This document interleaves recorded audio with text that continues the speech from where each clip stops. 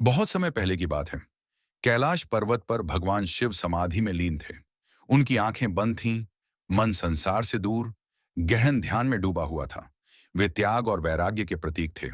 उसी समय धरती पर एक कन्या थी, पार्वती, राजा हिमावन और रानी मैना की पुत्री। बचपन से ही पार्वती ने शिव को अपना पति मान लिया था। जब वह छोटी थीं, तब भी उनका हर ध्यान, हर प्रार्थना, हर सपना शिव के लिए ही था। लेकिन यह मार्ग आसान नहीं था। भगवान शिव संसारिक जीवन से दूर थे। प्रेम, विवाह और मोह उनके जीवन में नहीं था। जब पार्वती ने अपने माता पिता से कहा कि वह केवल शिव से ही विवाह करेंगी, तो सबको लगा यह असंभव है।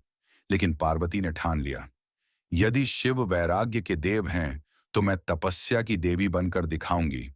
पार्वती ने राजमहल का सुख त्याग दिया, रेशमी वस्त्र उतार दिए, गहने हटा दिए और वन की ओर निकल पड़ी। वहां उन्होंने कठिन तपस्या शुरू की। कई वर्षों तक केवल जड़ी बूटियों पर जीवित रहीं, फिर पत्तों का भी त्याग कर दिया और केवल वायु पर निर्भर रहीं। दिन रात उन्होंने केवल एक ही नाम जपा, नमः शिवाय। जंगल की हवाएं कठोर थीं, मौसम बदलते रहे, कभी कड़ाके की सर्दी, कभी झुलसा देने वाली गर्मी, लेकिन पार्वती अडिग रहीं। उधर स्वर्ग में देवताओं ने देखा कि असुर शक्तिशाली हो रहे हैं। उन्हें पता था कि केवल शिव और पार्वती का विवाह ही ब्रह्मांड में संतुलन ला सकता है, क्योंकि उनके पुत्र कार्तिकेय ही असुरों का नाश करेंगे। देवताओं ने भगवान शिव से विनती की, लेकिन शिव गहन ध्यान से बाहर नहीं आए। वे संसार की प्रार्थनाओं से परे थे। आखिरकार देवताओं ने कामदेव को भेजा, प्रेम के देवता। कामदेव ने वसंत ऋतु की मधुर बयार के साथ कैलाश पर आकर पुष्प बाण छोड़े। चारों ओर खुशबू, संगीत और प्रेम का वातावरण बन गया। लेकिन जैसे ही भगवान शिव ने अपनी आंखें खोलीं और देखा कि ध्यान भंग करने का प्रयास हुआ है, उन्होंने क्रोध में अपनी तीसरी आंख खोल दी। एक अग्नि ज्वाला निकली और कामदेव भस्म हो गए। यह दृश्य देखने के बाद भी पार्वती डिग्गी नहीं। उन्होंने और कठोर तपस्या शुरू की। सालों की तपस्या के बाद एक दिन भगवान शिव ने देखा, एक साधारण सी वेशभूषा में, जटाओं में पत्तों की सजावट के साथ पार्वती तप कर रही हैं। शिव ने परीक्षा लेने का निश्चय किया। उन्होंने एक साधु का वेश धारण किया और पार्वती से पूछा, तुम इतनी कठिन तपस्या क्यों कर रही हो? पार्वती ने बिना झिझक उत्तर दिया, मैं भगवान शिव को पति के रूप में पाना चाहती हूं।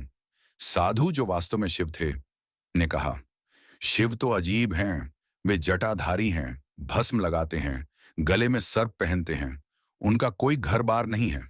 तुम जैसी राजकुमारी को तो कोई राजकुमार मिल सकता है। पार्वती मुस्कुराई और दृढ़ स्वर में बोली, भगवान शिव चाहे जैसे भी हों, वे मेरे लिए सबसे श्रेष्ठ हैं। मैं उनके अलावा किसी और को स्वीकार नहीं करूंगी। यह सुनकर भगवान शिव प्रसन्न हो गए। उन्होंने अपना असली रूप दिखाया। उनकी आंखों में करुणा थी, चेहरे पर मुस्कान।